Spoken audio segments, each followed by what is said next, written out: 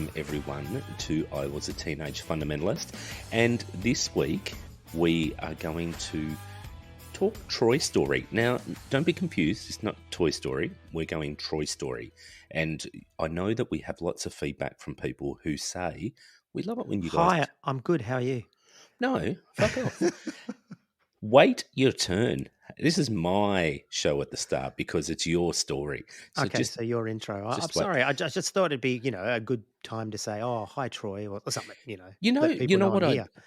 I'd love to throw in here. I'll edit this out, but I don't do the editing, so I won't edit this out, and I know you won't either. So don't confuse it with Toy Story. It is Troy Story. We'll say hello to him in a minute. It is But Troy Story. It's every time I think about when I see that in our little list of episodes, and it's Troy Story. I think Toy Story. I'll be Woody. There's Or a Buzz. snake in my boot. Oh, see, I like that. That's Yeah. very good. Hey, we haven't done this for a while. Just a very, very quick shout out to our socials, Facebook, Reddit, Twitter, Insta, all those little abbreviations of everything. Get on them, have a look, go into our show notes, have a look at the link tree. You can go to all of it there. Patreon or Patreon, depending on what side of the border you were born. Give if you can. Otherwise, don't. And that's okay too, because we love doing what we do. But today, Troy Story. Welcome, Troy. There's a snake in my boot. My son had a Woody from Toy Story, the character, and we went all the way to Hong Kong Disneyland because he already had a Buzz Lightyear and he wanted to get a Woody doll as well so he could have, one of each. And so we've gone all the way there to Hong Kong Disneyland to have a day at Disneyland, of course, but we also got him this Woody, and we got back on the bus because we were living in China. We didn't have a car. And my son said to me, "Dad, I can't wait to get home and play with my Woody." That's going on Facebook. True story. He was about 6. Old enough to know better. No, I don't think he's enough to know better. No. I just wanted to throw that in because it's a very parenty Get type thing home to and say. play with my Woody. Look, we all do it. That's fine.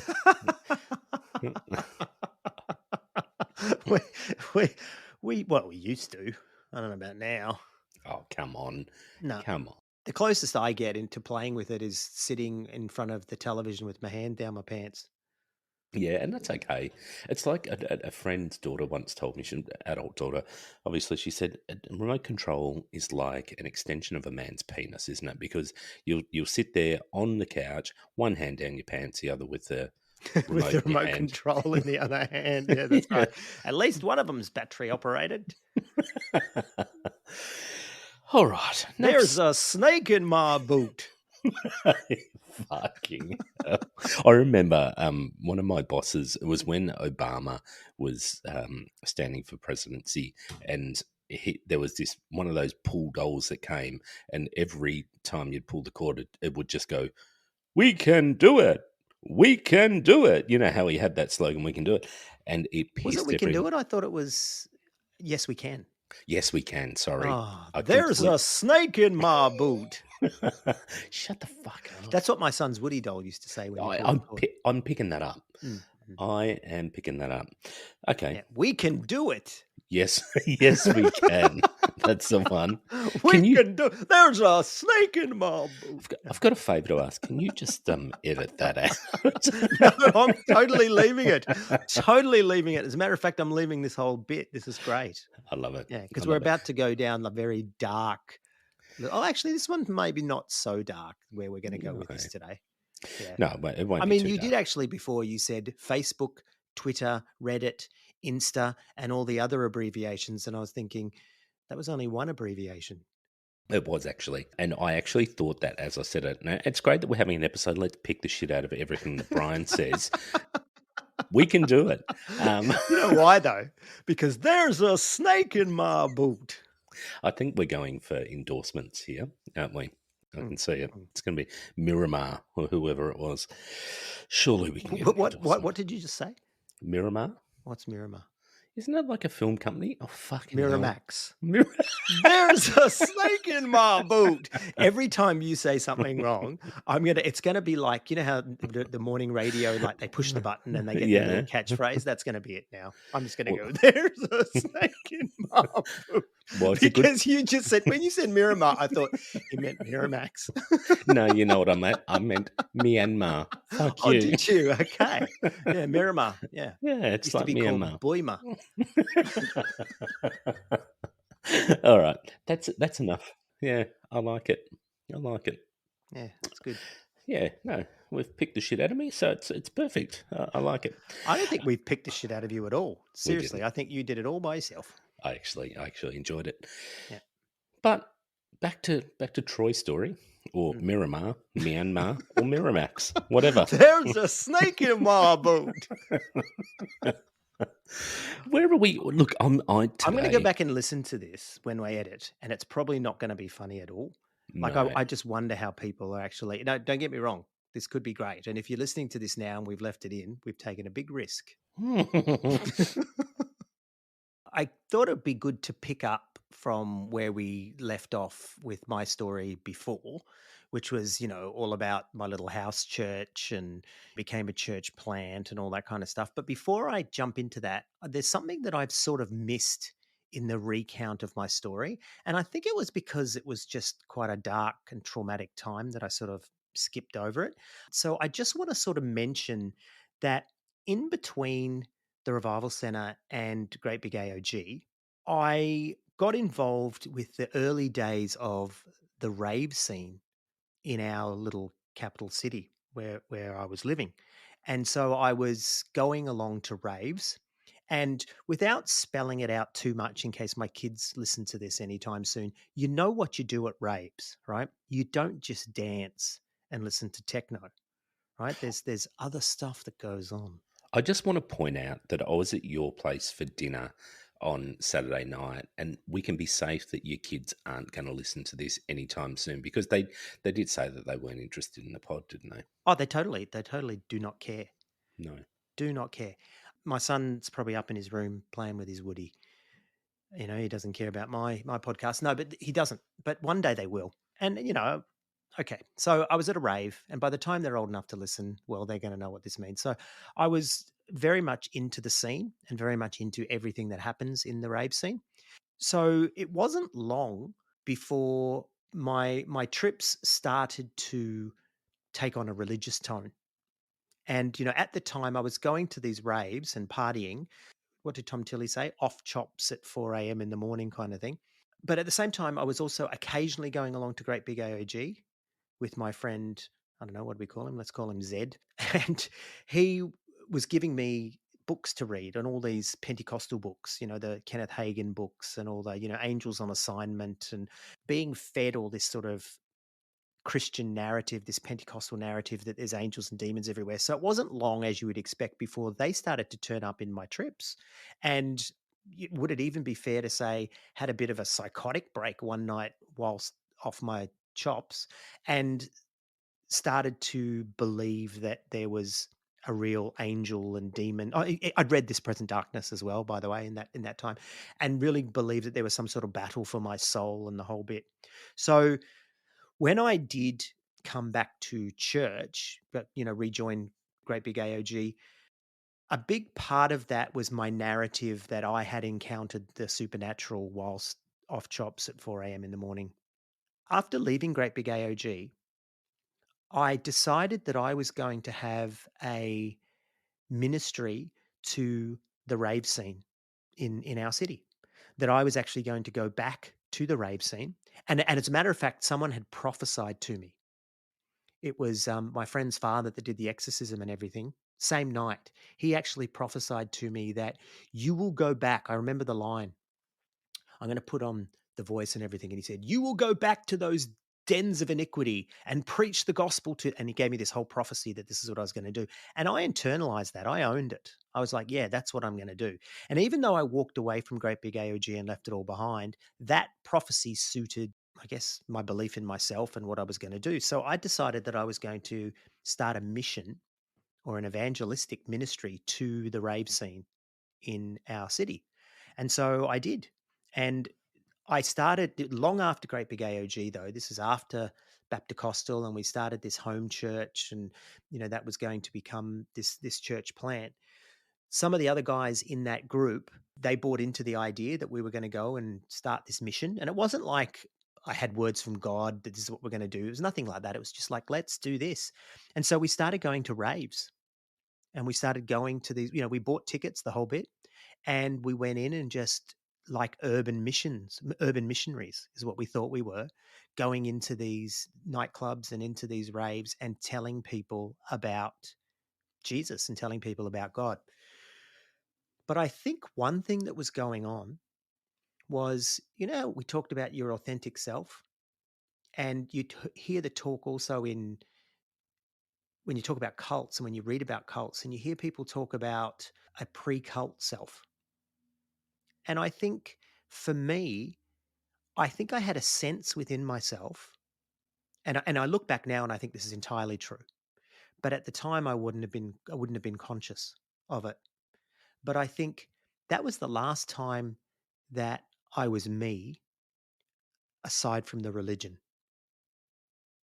And so I think the idea of going to these raves, while on the one hand telling myself that I was going to save these kids and bring them the message of Christ, I think what was really happening, Brian, was that I was actually going back to a point where I had last been more myself than I had been in a very long time. And it was like, I'm going to go back to these raves. And it was almost like I'm going to trace myself back to the point where I had actually been, yeah, I'd actually been me. Did it bring you a sense of comfort? Like, do you feel like you were going back to a comfortable place, a place that was it seemed natural? I mean, you obviously were telling yourself that you were doing it for God, and you've been given this prophecy, so that gives you a little bit of a go ahead. Hey, go and do it. Did it wasn't easy? Was there any? I know you're Troy the evangelist, so generally an opportunity to evangelize is easy. But was this just an easy transition? Great question. I was thinking the other day when we did our interview with Andrew, and he said, "Oh, I remember when you were the evangelist." And I said, "I actually wasn't a very good evangelist." And then I thought, so what was it that made me want to hold that label evangelist? And here's what I thought. And I actually believe this is true. And I would even say I was conscious of it back then. And that is to say, well, I'm going to ask you, Brian, where does the evangelist play? In church or out of church?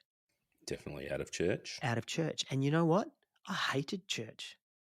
Most of the time, I felt like I didn't belong. I felt like I didn't fit in. I hated the games. A lot of these people that have been raised in it, they were just miles away from me in terms of who I was. And there was this pressure to conform to this way of being within the church. And I think a lot of the reason why I was an evangelist and involved in all the outreaches to the outside world was because I was more comfortable there. It's a really interesting insight. And I was just thinking as you were talking, and I was always more comfortable in the church. I felt safe. I felt secure. I grew up without any boundaries. I did what I wanted from very young. And I think when I came into the church, like I've said this before, my life was a bit messy. I was all over the shop, and I didn't quite know who I was. Not just in a teenage angsty sort of way, but the church brought me some level of safety, and I was terrified in some sort of way of being out of it. So it's interesting. We've got very different stories there. Well, yes and no, because I do want to say that there was also that. There was that sense of belonging and community and all that. And of course, that was appealing. But I always felt like it came at a price. Like I had to diminish myself and who I really was. And so I think that's why I was often wanting to be involved with people in air quotes in the world, because ultimately I could be myself out there. When you and I would go and work with the street kids, or even out the street team when we go and evangelize and everything, I felt like that was actually, those people were more like me than the people back in church. it wasn't just about authenticity. Like you, I wasn't raised in it. And so the idea of pretending and playing a role didn't come easy to me. And I think you can testify to that, that I would often push back against the expectations, especially to play church. And I mean, look, it's funny because it sounds like such a contradiction after talking about Daffy Duck ties and 90s oversized suits and the whole bit. But at the same time, I really wasn't comfortable. And so, yeah, did I feel safe going back or did I feel comfortable going back to the raves? Yes, in some ways. But also I think there was some unfinished business there. That it was like going back to the last time, as Bugs Bunny used to say, I think I took a wrong turn at Albuquerque, he used to say. And it's like that, that I felt like this is actually where I was last myself. And so going back to these raves was about trying to find myself. But I would never have said that at the time. I was trying to win people to Jesus. Oh, and you back at the raves, you didn't have to wear your oversized boys to men type suit, did you? No, it was back in the Stussy or whatever was big by then. Stussy. It was definitely Stussy is still a great brand, and it's still around. I remember you looked like a raver. Yeah, it's because I had been. Totally. When I first met you, and I think that was one of the attractions where people swarmed around you. You obviously your charisma, but you were a raver. You were different. You were definitely seen as someone from out there, out in the world. So it was definitely a safe place. You could see how easily you would have slotted back in there. Yeah, well, you remember there was a group of us. Yep. There wasn't just me. And I was thinking about that as well. Actually, I did bring a whole gang of ravers in at the start. In that sense, I think I was the good evangelist. But as soon as they cut me off from everyone, there was no one to bring in. Anyway, I digress. So yeah, I was doing this mission to the raves, and so my good friend, I'm going to call him Paul. He and I would go, and there was another guy, I'll call him John. And so Paul, John, and I, and then others would hear about what we were doing and they'd come with us. And like I said, we'd buy tickets to the raves, we'd go in, we'd start talking to people. We didn't have tracts. We had little businessy card style things that we'd give to people if we started having conversations with them. It was funny because I was totally judgmental against the whole scene. It was just like, this is so bad for you. These kids are going to, mess themselves up on drugs. And yet at the same time, I think I had outgrown it in the sense that I didn't want to go and take drugs. I didn't want to go and dance and listen to that kind of music and stuff. But there was still something about it that said to me, yeah, this is where you last knew who you were, or at least had a better sense of who you were. So we used to do that about once a month. We would go to a rave and we'd go all night. We'd turn up at 11 and go through till 6 in the morning and we'd talk with the kids. And, sometimes it was great. Other times we had real trouble starting conversations, and we'd do the Pentecostal thing and pray for a good hour before we go and soften their hearts and all that. And then we get in there and people just weren't open to talking to us on some nights. And we're like, oh, the devil must be really hardening hearts tonight and all that sort of talk. I had reached out by then to the Churches of Christ urban mission leader in our city and told him what we were doing and the church that we'd sort of started and everything. And he invited this to become part of the Churches of Christ formally, right? We didn't sign a contract or anything, but it was just this is part of it. We reached out to a Church of Christ in sort of a middle suburb. Don't want to say inner. If it had been inner, it would have been perfect, but it was not too far out, but it was sort of mid-range sort of suburb.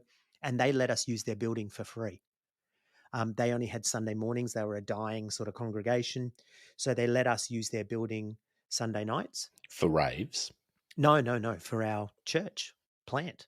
Oh, why not have a rave there? Well, yeah. Could you imagine? Hmm, be good. Yeah, we called it pop culture because I went on a honeymoon with my then wife, as you do with a honeymoon, and she and I went to New Zealand, and there was a shop there called Pop Culture, and it was cartoons and comics and all that kind of stuff. I thought it was brilliant, and then I thought, what a great name for a church. Not Care Force, not Planet Shakers, not Hillsong, Pop culture. And I think that again speaks to what was really going on in me at that time. I really wanted to just be normal again, you know? So I was working at Blockbuster Video and the whole bit, and I was calling my church pop culture. And I think that really speaks to where I was at and actually what was really going on at a sort of a deeper level. The urban mission leader of the Churches of Christ at the time, he offered me 2 days a week working as an admin for his urban mission organization that existed within the Churches of Christ. So it wasn't the Churches of Christ urban mission group. It was like a parachurch organization dealing with urban mission that he was also involved in. So that was his way of saying, look, here's a couple of days a week for you, you know, so I could be doing that for him. That was tied to an inner city church that he ran. And that church at the time was starting to get a bit of notoriety as being this sort of very lefty, really connected to the evangelical left, postmodern, authentic, you know, and that was that church. Now, why didn't we go there? Because we wanted to do our own thing. Paul and John and I wanted to. Sounds like the Beatles, doesn't it? I was going to say that, but were you George or Ringo? Yeah. No, I was whichever one was in charge, brother. Of And course. so yeah, and so we didn't join this inner city church. Instead, we did our own. Now, the big failing there was we were trying to do an urban inner city style thing out in a slightly outer suburb, and it was never really going to take off. And I kind of knew that, but it was just so convenient to have a building that we didn't have to pay for and all this. This is what 96, 97, maybe even before that, maybe 95, 96. I don't reckon it was too late in the 90s, was it? No, it wasn't. It was about 96 because it was after I got married, and I got married in 96. So it was 96 into 97. Yep. We were trying to do really creative things like use videos in the services, which now is just a par for the course. And certainly other people were doing it back then, but it wasn't very common. So we would actually show video clips of, you know, music or parts of movies and then talk about them and then sort of do a cafe church style thing where we'd sit around and talk about them. And this is really embarrassing to say, but for our praise and worship time, we use Christian techno. Wow. So you would dance to the Christian techno like a Yeah. rave? Yeah. I actually like that. Did you, instead of communion, did you have like MDMA or GHB, or how did that work? GHB, isn't it? GBH? It's GBH is grievous bodily harm. Okay. So GHB is a GHB real is thing. the drug. Oh, so I'll say to myself, there's a snake in my boot. I think you should. GHB is otherwise known as fantasy. Yeah, yeah, yeah. Yeah, I've heard of that. That was after my time. Yeah, so no, we wouldn't. But we found that our home group style thing was still rocking on, but we were really going against the flow. We were really against the grain every time we tried to do a Sunday thing. It just wasn't working. And people would show up and go, oh, yeah, that's interesting, whatever, and then disappear because there wasn't very many of us. And, you know, I hadn't really done any sort of church planting. Like, you know, when we were listening to The Rise and Fall of Mars Hill and hearing all about this church planting stuff that they do, Bible college, you know, exposed me to some of that, but really I didn't know what I was doing. Here we are, home group's nice and it's, you know, really meaningful, and then we're doing these outreach to raves, and that was really cool. And when I look back, if I was still a believer now, I would have said that would have been enough. You didn't need to do the Sunday thing, right? And it was probably, well, not probably, it was just too early to do it. But we would go to other churches and tell them about what we're doing, and they would take offerings for us. So we went to some big mega churches that weren't AOG because there's no way in hell I was going there. But we'd go to them and talk about what we're doing, and they, you know, take up offerings and stuff. And so we started being able to buy resources for our services, like, you know, video projectors and things and cameras that we could take out to, you know, video what we were doing at the raves and stuff like that. And this is all before phones, right? So we didn't have phones that we could take. We started showing videos, and we started showing secular music clips and bits of movies and rave music. And it was different. And I think in some ways it was kind of ahead of its time because that whole cafe church thing really, I mean, maybe it was happening in America, maybe it was happening in other countries, but there was certainly nothing like that happening in our place. And I didn't hear about it. And well, let me say, we didn't hear about it and then imitate it. This actually came organically from what we thought would possibly work. And again, in a home group setting, it did work. And in existing congregations, it did work. But as a formula for growing a church plant, nah, it didn't work. It's interesting. It was '96, so it was actually the same year. So I'd left Great Big AOG. I was at the Baptist Costal, and obviously very restless. And the I think he was the associate minister or the youth minister or something there. He really wanted to do something different, so we decided that we would do a similar sort of thing. It was on a Saturday night. It was at the church, and we went all in. We went to a couple of local shopping centres, like big malls, and surveyed young people there, going, "Hey, here's a bunch of names that we would like to run by you if you were to get involved in a youth type thing. What would it be?" And we thought were really cool. We weren't, but a few of the names that we put forward, there's two of them that came out as the most prevalent ones, and it was the time around mad cow disease. So it was mad cow, and the other one was that Winona Ryder Ethan Hawke movie Reality Bites. Mm. And the clear winner by a mile was Reality Bites. Like, young people absolutely loved it. But the youth minister was like, "Yeah, I don't like it. I'm going to call it Mad Cow." So anyway, it got called Mad Cow. And the same sort of thing. We'd play only secular music. We had quite a few musos involved. They would speak to people, have a contemporary message. It wasn't a preaching talk about things that were quite on the edge for a church. Really talking about sex quite openly, talking about the pressures for young people, and it was pretty successful. Like for probably 6 months, and we were getting I don't know between 100 and 200 people come, and the reality was most were from other churches, I think, looking for an alternate youth group type thing. But we were trying to reach out to people who were unchurched and get them to essentially believe what we were deceived about at the time. But it was an interesting time because I think there was a lot of really emerging attempts to try and connect with people. And Cafe Church, you're right, I think it was more towards the late 90s that started to come out. It was 98, 99. I was involved in a Cafe Church in 98, 99 as well. But yeah, it was interesting. It was really a time of trying to throw things out there and try different things, wasn't it? Yeah, totally. And I remember looking back at Great Big AOG and seeing what they were doing, and it was just more of the same. They just changed the service order and think that they were being innovative. Like, let's have the slow songs before the fast songs, or let's have the prayer requests after the sermon. And I remember just thinking, no, we need to knock this whole thing down and start again. And I think a lot of it came from a real dissatisfaction with the religion, not just the services. But again, I don't think I would have said that no, in fact, I know I wouldn't have said that at the time, and I wouldn't have been conscious of that because I wouldn't have dared allow myself. But I was going to these raves, telling people about Jesus, really heading towards my own walking away, really, is what was going on because by that stage I started drinking again, just moderately. I wasn't getting drunk at all.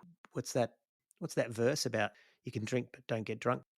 Yeah, yeah. You can convince yourself you're not drunk. Is that how it was? Was it? That's Yeah, that's what sure. the scripture is. The scripture is, "You're okay, brother. Just convince yourself you're not drunk." Right. Okay. Praise the Lord. Mm. So the mission was going really well. The home group was going okay, but the Sunday services thing was not going well. And I just came to the point. Paul and I and John, we talked to each other and just went, "This isn't working." And so the minister of this groovy, funky inner city lefty postmodern church said to me, "Do you want to come and be my youth pastor? Because we don't have any sort of youth ministry." And I was like, "No, no, I don't." I was completely over that. That was the last thing I wanted to do, was to be a youth minister. I wanted to just exist. I wanted to be authentic and real and postmodern and all that kind of stuff. And so we did fold and rejoin that church, that inner city church, and continued on with the rave mission though. And people from that church started joining us, going out to the raves, and it was the next step, Brian. Like I'd done the Baptist thing. I'd done the Great Big AOG after the revival centers. I'd done the Baptist thing after Great Big AOG. I'd done my own little sort of church plant attempt. And now was this evangelical, slightly Pentecostal, but not really. This evangelical, lefty, postmodern. The minister is reading Kierkegaard and quoting him in the sermons, and the whole bit. So I was like, cool, this is where I'll go. As I said before, it was very lefty.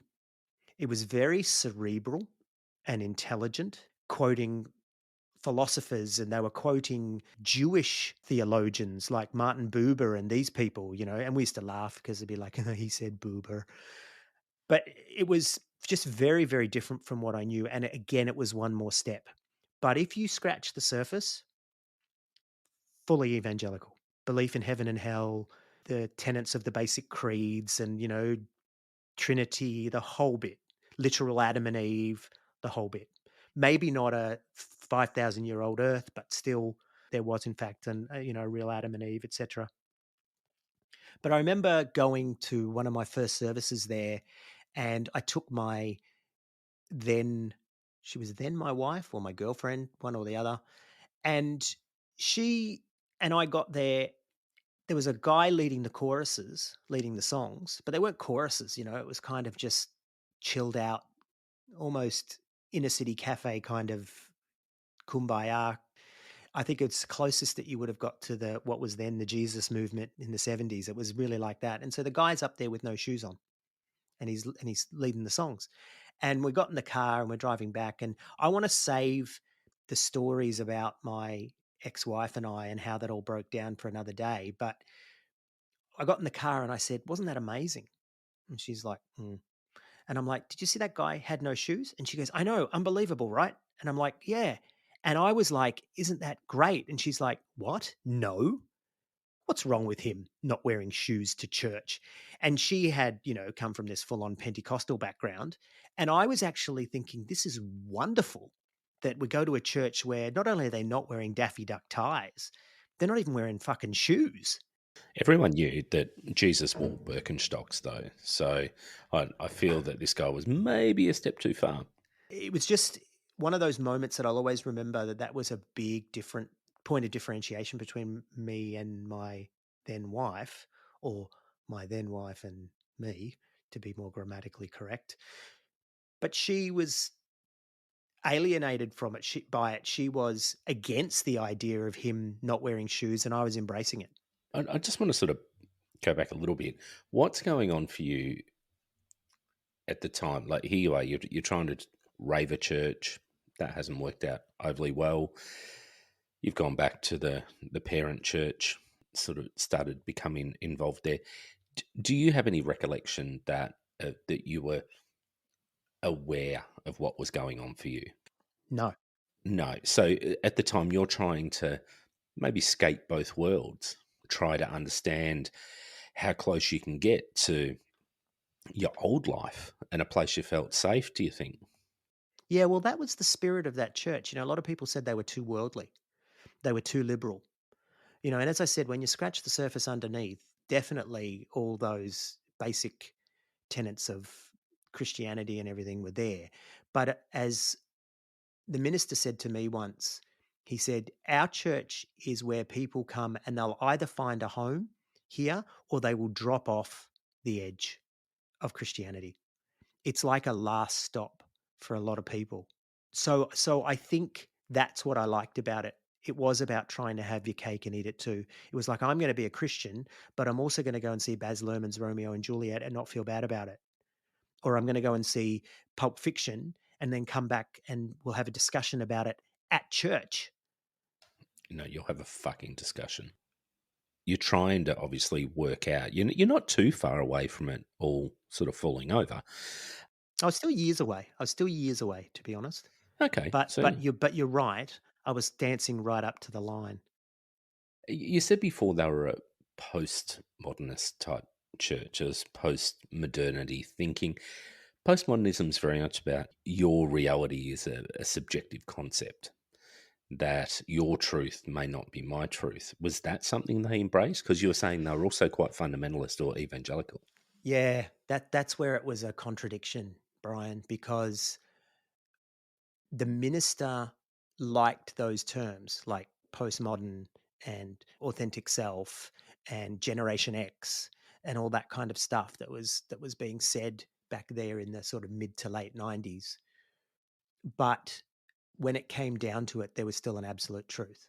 And he saw postmodernism being more something that was going on in the world and something that a lot of us had been raised in through pop culture and through our experience, but it wasn't God's best for us, if you know what I mean. So he was sort of catering to the world to reach the world, but ultimately he didn't consider that that was the best path. So he was all about urban mission, all about urban mission. So if we're going to reach these people, we have to be as much like these people. And he used to talk a lot about incarnational mission. So if we're going to be urban missionaries, we need to become like them. So it's all about wearing the right clothes and eating at the right restaurants. And it was have your cake and eat it too. Basically what it was is it was an expression of Christianity where I could come closer to who I really wanted to be and come closer to who I actually was than anything I experienced up to that point. Revival centers, Great Big AOG, Baptist, any of them. It's a lot of veneer, though.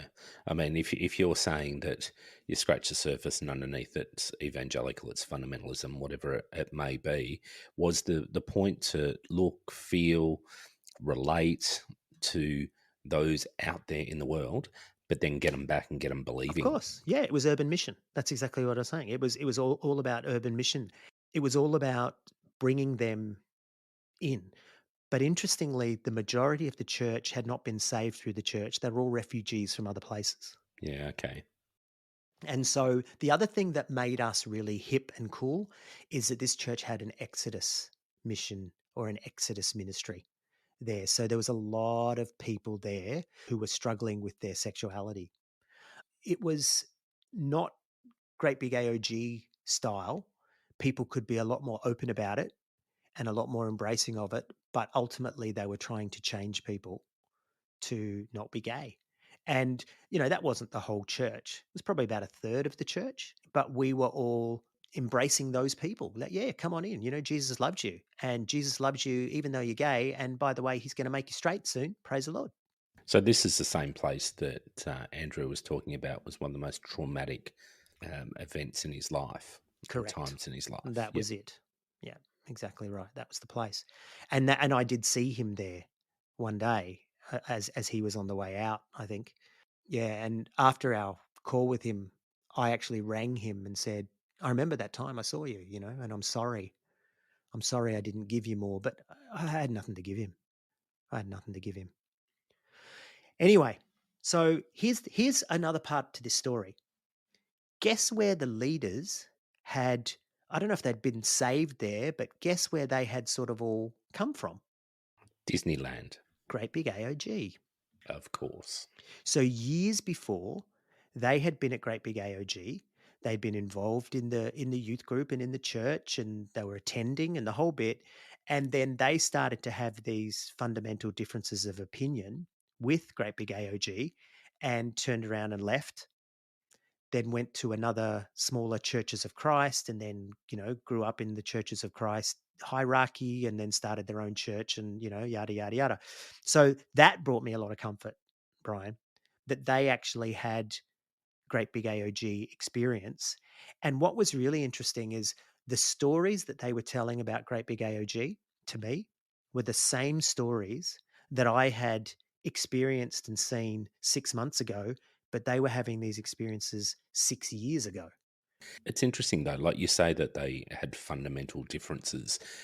I wonder through the lens of today whether you still see them as fundamental differences or were they just the differences that were the veneer that once you scratch through that veneer, the fundamentals were the same. No, I genuinely think that they were coming from a quite a different place. The beliefs were the same, right? Not angels and demons and carry on, but the fundamental tenets of Christianity, those evangelical doctrines, they were identical, but they were a lot more authentic, and they were a lot more about being themselves. And the very people that Great Big AOG wouldn't tolerate, these were those people, and this church that they ran were full of those people.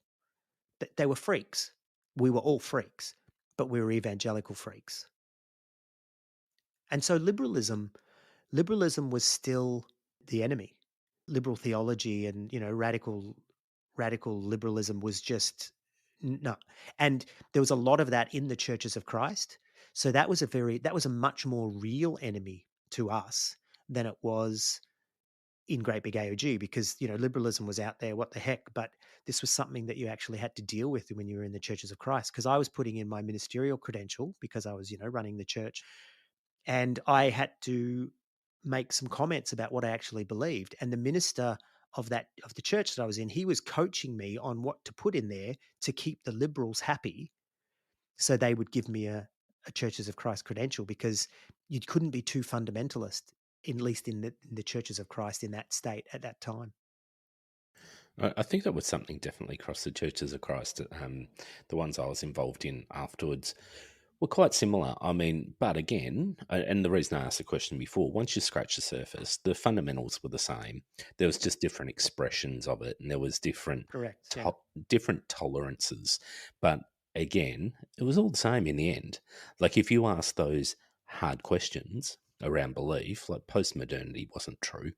I mean, in terms of you could have your own truth, and your truth was just as valid as their truth. I mean, there was one truth. So I get a bit cynical about that.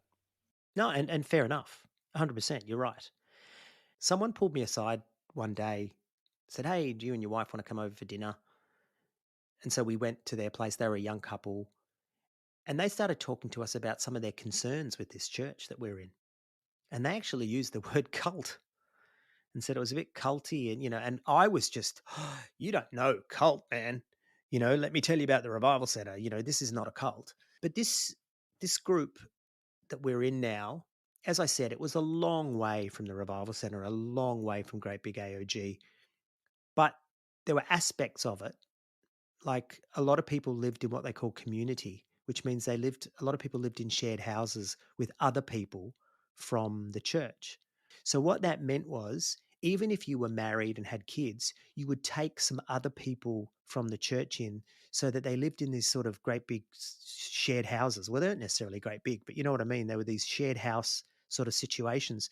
And what that does, if you think about it, is you're seeing everyone on Sundays, and then there were home groups as well, and then you lived with everyone from church. So in the sense, what they called community was, and like I said, it was that sort of Jesus people kind of thing, and that's what I liked about it. But I was like, I'm not doing that. I could just smell it. This is like, no, this is too much. So even then I was resisting some of what they were presenting, and I would just go along to the services. But I got asked to preach, and so I was sort of, every few months I'd get to preach, and it was received really well. I do, sermons on racism and how Christians shouldn't be racist, and you'd love it, Brian. I was a real lefty.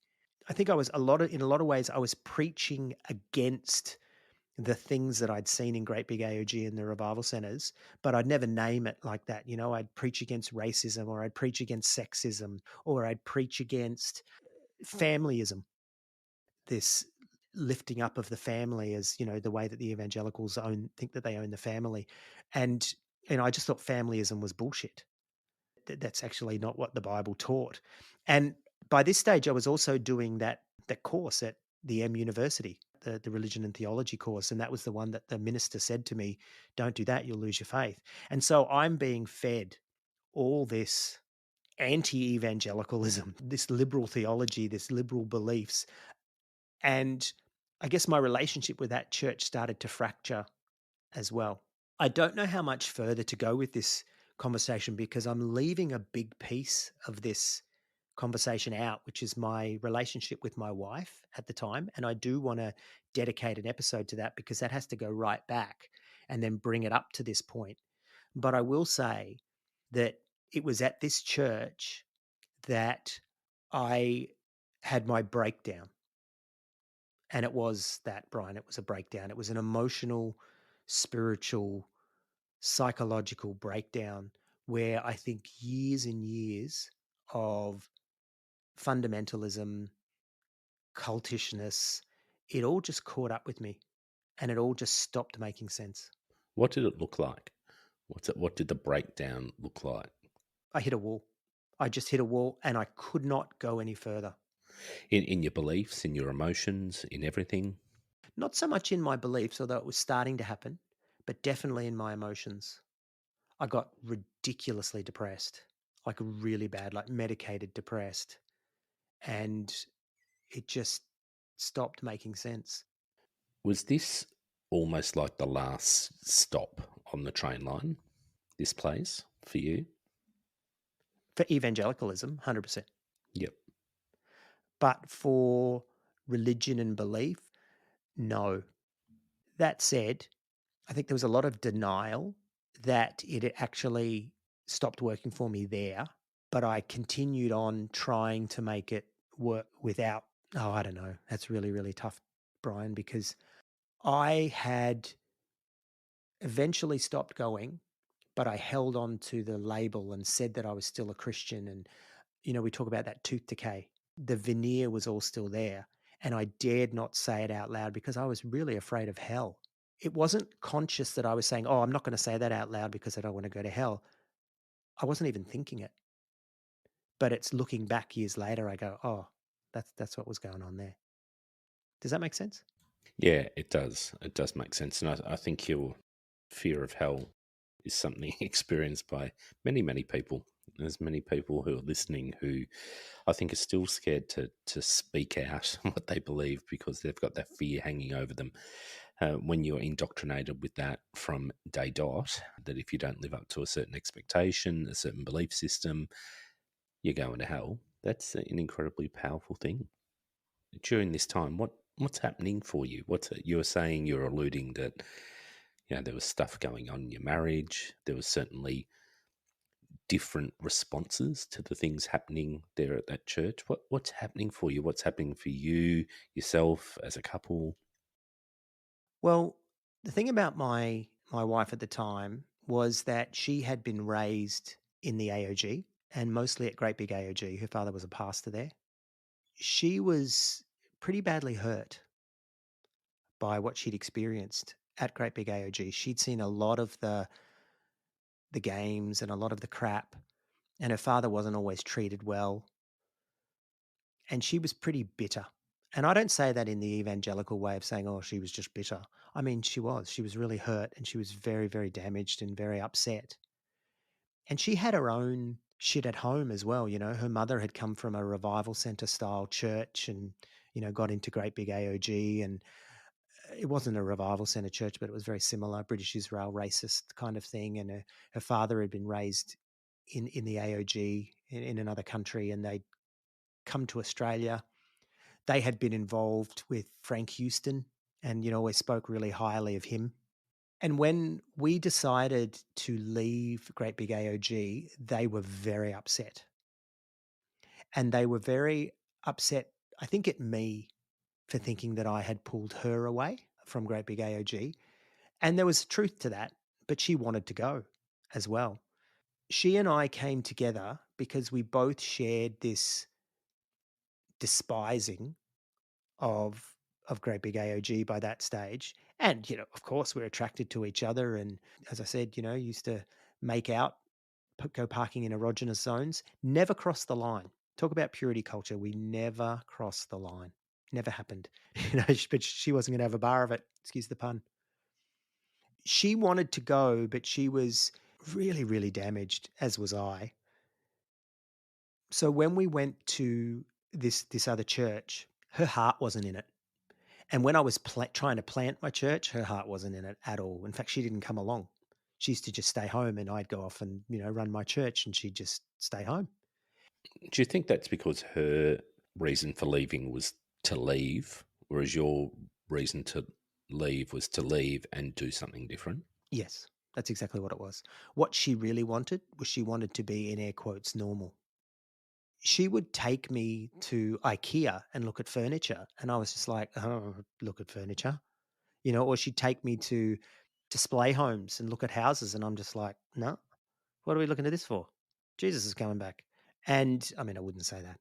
And so when we joined this smaller, funky, cool church, she didn't buy in. She didn't believe it. She actually thought if you're going to go to church, it needs to be a mega church. It needs to be a tongue talking, shoe wearing church. So that started to pull us in different directions. Before we got married, I was like, let's live in a city. She's like, yeah, okay, let's live in a city. Okay, cool. So we get married, and then she's like, okay, let's get a house out here in this far eastern suburb. And I'm like, no, remember we'd agreed we were going to live inner? Nah. And it was almost as if she had told me everything I wanted to hear to get married. And then as soon as we got married, took it all back. Do you think it was a safety thing though, Oh, that totally. it was intentional, or it was more so, oh, okay, okay, I've got that, we're married, I'm now going to revert back to my safe place? Totally. That's exactly what it was. Yeah. I'm not accusing her of being bad. I'm just saying that that's what happened. And so I'm thinking that I'm marrying this person that's heading in this direction. And as soon as we got married, it was like, now let's revert back to this middle class suburban existence. And I'm trying to run a mission to the raves. We shouldn't have got married. We shouldn't have got married. And I'm not just talking from a religious perspective. We were so different, and wanted different things, and were heading in different directions. But I think I had become for her a security. And in fairness, she had become that for me too. And I think we started to develop a sort of a codependent toxicity. I'm not saying that we didn't care about each other. I'm not saying that we weren't, into each other. We were. But it just all happened too quick. And, that sort of Pentecostal evangelical, we've been going out for 6 weeks, time to get married. The day I asked her to marry me, she said yes. We went to some hotel and went up to the umpteenth floor restaurant, and I asked her to marry me and everything. And then she got home and she said to her mother, I was there, and she goes, Troy asked me to marry. I just howled. And it's like, is this the happiest day of your life? And there was one indication that this was not what she wanted either. But I was somehow for her a security. And a lot of people used to look at the way we fought, and people used to talk to me and say, "This is not right."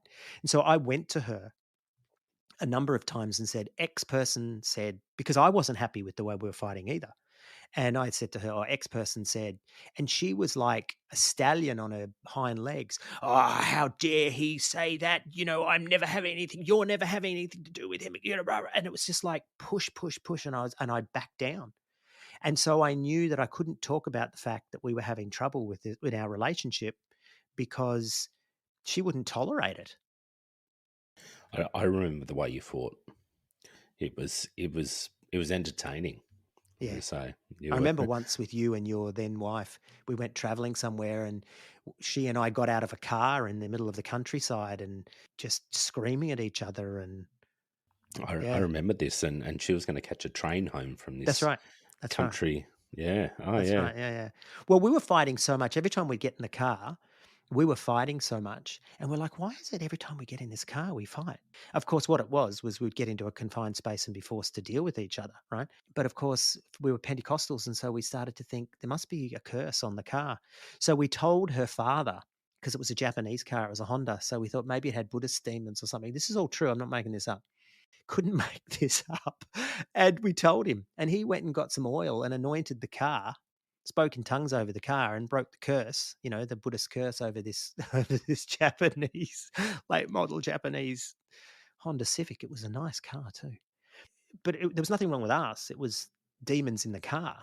I started smoking again, and her parents just hated that. It was so funny because they'd be like, fine if he's going to smoke, but he can't bring the cigarettes in the house. So the next time I'd come straight in and put the cigarettes right on the kitchen counter, because they were leaders at Great Big AOG still. And I'm going around there for dinner while going along to this lefty, funky church where you could smoke, and we were drinking. We wanted to have booze at our engagement party, and her mother just lost it. But we did because we paid for it ourselves. I remember that too. Bringing Satan sticks into the house. I mean, I can understand. I mean, smoking was incredible. How people frowned upon it, wasn't How it? It was demonic it was. How yeah, demonic it was. literally Yeah. demonic. Yeah. Yeah. People would have demons of cigarettes and demons of smoking.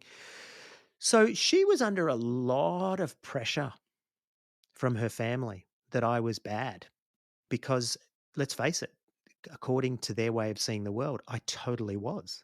I was liberal. I was no longer speaking in tongues. I was going on Triple J and bagging the revival centers and Pentecostals. And, they hated everything about it. And they would force us, or at least my wife forced me, to go to their place every Monday night for dinner.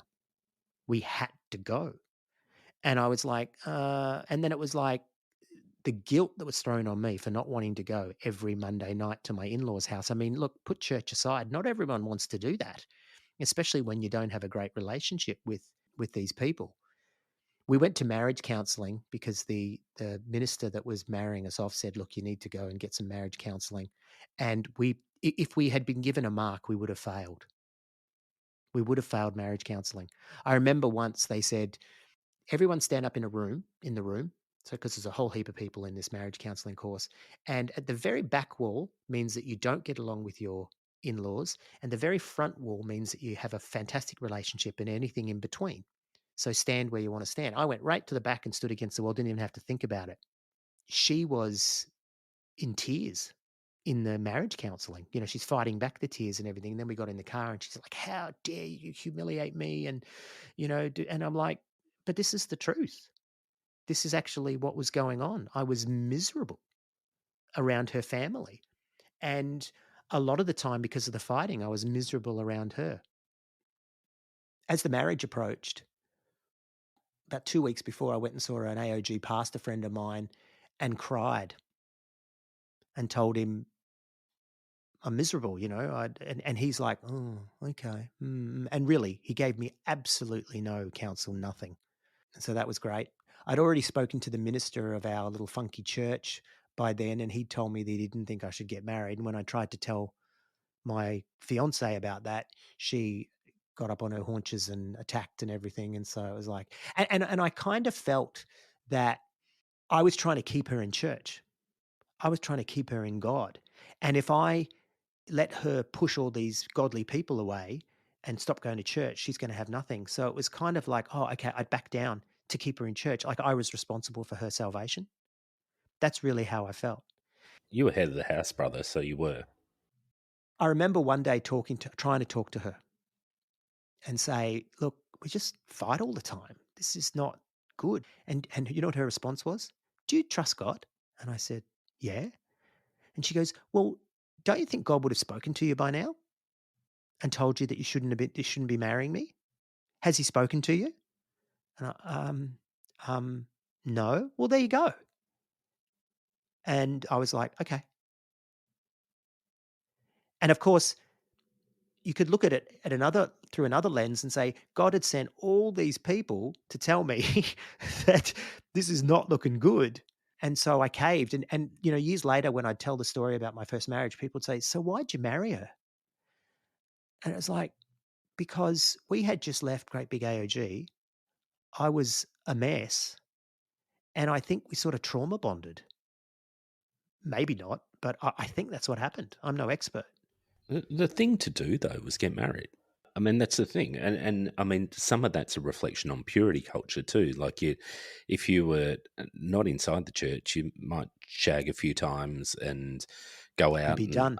and be done, and understand that you're not a match, that you're not going to work, and there you go your own merry way. But purity culture says, just hang on to that, and then take it into marriage, and then we're going to judge you if you don't work that out in your divorce. Because I mean, I don't think that my ex-wife and I should have got married either, and I was definitely at fault. I was possibly almost like the version of your ex-wife there. I was like, we've got to get married. we're going to do this and we're going to do great things for God. And I'm going to be a Praise the minister. And Lord. Praise the yeah, Lord. Mm. absolutely. And that was, my convincing of that. But You're a cock, were you?